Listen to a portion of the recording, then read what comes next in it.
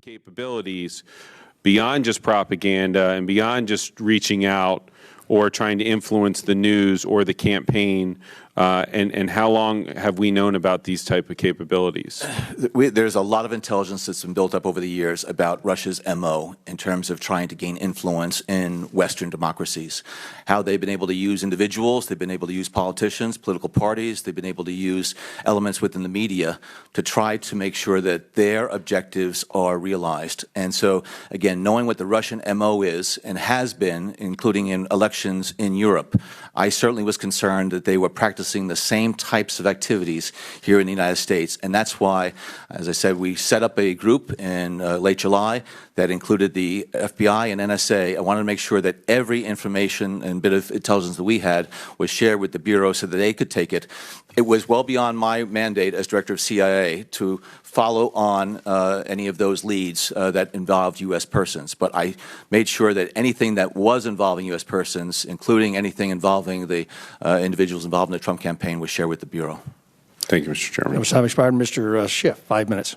Thank you, Mr. Chairman. Wanted to follow up on a comment that I made in the opening statement, and that is with respect to a number of the allegations that have been made recently that the President or his aides may have sought to enlist the help of members of the IC or Director Comey himself to drop the Flynn investigation. Have any members of the IC shared with you their concerns that the President was attempting to enlist the help of people within the intelligence community to drop the Flynn investigation? No, sir. Are you aware of any efforts the President has made to enlist the support of intelligence community personnel to push back on a narrative involving the collusion issue that Mr. Rooney was asking about? I am unaware of it. I want to ask you about the allegations concerning the President's meetings in the White House, in the Oval Office with the Russians. First, what concerns you might have if the allegations are accurate about sharing information that we may have obtained from an intelligence partner. What impact you think that might have on not only that partner but other intelligence partners' willingness to share intelligence with the United States? But more than that, if you could also shed your insights on one other thing, and that is the Russians' reaction to that meeting was at least twofold. One was Vladimir Putin's offer to validate what happened in the Oval Office, to provide his own transcript of that meeting, but also the Russian publication of photographs from that meeting. The Russians had to understand that the publication of those photos would be harmful to the President, or the President would have invited American press into that meeting. What do you think motivated the Russians to publish those photos? What do you think motivated Putin to make a claim he knew would never be accepted, to provide their own transcript of that meeting? Is this just further efforts to weaken the President, disrupt our political process? How do you explain those events? A lot of questions there, Mr. Schiff. The first point I'd like to make is that I shared classified information with the Russians while I was director of CIA. CIA, on a routine basis, shares classified information with Russians on terrorism matters. It doesn't mean that it becomes unclassified. It means that it retains the classification but is releasable then to Russia or to other partners. So that in itself is not unprecedented. And I don't know what was shared or said in the Oval Office, but if the reports in the press are true that Mr. Trump decided to spontaneously share some intelligence with the Russians, I think he would have basically violated two protocols. And those two protocols are, one is that such intelligence, classified intelligence, is not shared with visiting foreign ministers or local ambassadors. It's shared through intelligence channels because it needs to be handled the right way, and it needs to make sure that it is not exposed. He didn't do that, if the press charges are accurate. Secondly, before sharing any classified intelligence with foreign partners, it needs to go back to the originating agency to make sure that the language in it is not, even just providing the substance, going to reveal sources and methods and compromise the future collection capability. So it appears as though, at least from the press reports, that neither did it go in the proper channels, nor did the originating agency have the opportunity to clear language for it. So that is a problem. What I was very concerned about, though, is the subsequent releases of what appears to be classified information purporting to point to the originator of the information, liaison partners. These continue to be very, very damaging leaks, and I find them appalling, and they need to be tracked down. So that was where the damage came from, I think, that it was released in the press. Now, the Russians are watching very carefully what's going on in Washington right now, and they will try to exploit it for their own purposes and to see whether or not they can further, I think, seed partisan animosity here in Washington and try to roil the waters, the political waters here.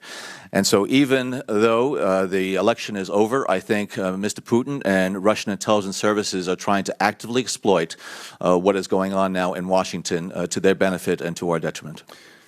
Falpa, again, on Mr. Rooney's questions, when you had these concerns raised about the Russian efforts and their potential effort to suborn U.S. persons to their cause in the hacking operation, did you take steps to set up an organizational structure to analyze the Russian campaign so that members of the FBI, CIA, NSA, and other agencies would look at these allegations in a cohesive fashion? Yes, and I also recognize that this was an exceptionally sensitive issue, an active counterintelligence case, trying to stop and uncover what the Russian intelligence activities were in the midst of a hotly debated presidential campaign. That included information that may have involved U.S. persons' contacts with Russia, whether they be benign or not. And so therefore, one of the key pieces of any type of counterintelligence effort is to compartment that effort so that your operators, your investigators, your collectors can continue to uncover what the Russians were doing. We set up a group within CIA. I spoke to Jim Comey, I spoke to Mike Rogers to make sure that they were able to send over their experts so that they could share information among them, even the most sensitive information that was not disseminated within the community. I wanted to make sure that, learning the lessons of 9/11, that there were not going to be any stovepipes and barriers to sharing information from the intelligence and law enforcement communities. Thank you, Mr. Chairman. I yield back. Too much time, Mr. Biden. Mr. Gowdy, 5 minutes. Thank you, Mr. Chairman. Director, thank you for your service to our country.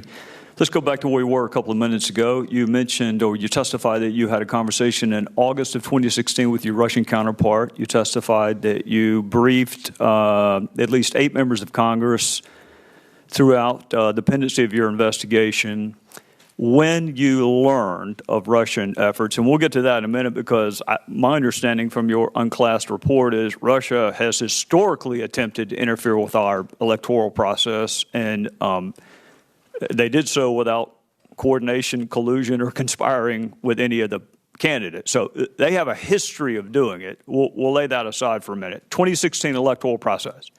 When you learned of Russian efforts, did you have evidence of a connection between the Trump campaign and Russian state actors? As I said, Mr. Gowdy, I don't do evidence. And we were uncovering information and intelligence about interactions and contacts between U.S. persons and the Russians. And as we interactions and contacts between U.S. persons and the Russians, and as we came upon that, we would share it with the Bureau. I appreciate that you don't do evidence, Director Brennan. Unfortunately, that's what I do. That's the word we use. You use the word assessment. You use the word tradecraft. I use the word evidence. And the good news for me is lots of my colleagues on the other side of the aisle use the word evidence too. One of my colleagues said there is more than circumstantial evidence of collusion between the Russians and the Trump campaign. Now, there are only 2 types of evidence. There's circumstantial and direct. So if it's more than circumstantial, by necessity, it has to be direct. Those aren't my words. Those are the words of one of my colleagues on the other side of this very committee. Another Democrat colleague on the other side of this committee also used the word evidence, that he has seen evidence of collusion between the Trump campaign and the Russians. And yet a third California Democrat said she had seen no evidence of collusion. So that's 3 different members of Congress from the same state using the same word, which is evidence. And that's the word that my fellow citizens understand, evidence. Assessment is your vernacular. Tradecraft is your vernacular. You and I both know what the word evidence means. And we're not getting into whether or not you corroborated, contradicted, examined, cross-examined. We're not getting into how you tested and probed the reliability of that evidence. It's a really simple question. Did evidence exist of collusion, coordination, conspiracy between the Trump campaign and Russian state actors at the time you learned of 2016 efforts?